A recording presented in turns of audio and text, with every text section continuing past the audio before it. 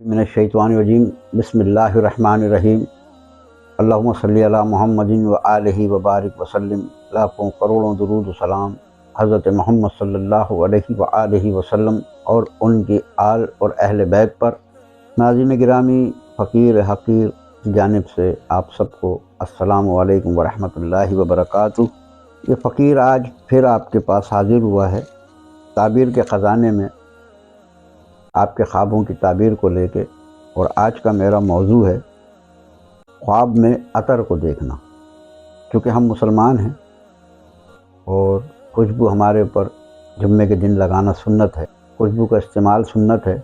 और हमारे घरों में अक्सर जुम्मे के रोज़ लोग खुशबू लगा के मस्जिदों में जाते हैं, दीगर जगहों पे भी अतर का इस्तेमाल करते हैं। एक ज़िंदगी का लाजमी जुज़ है, तो लाजमी सी बात है हम इसको ख्वाब में भी देखते होंगे।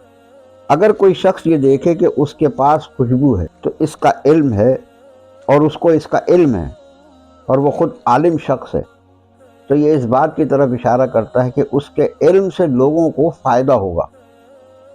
और अगर वो साहिब ख्वाब अपने पास अतर देखता है और वो खूब मालदार है, तो दलील है कि उसके माल से लोगों को फ़ायदा पहुँचेगा।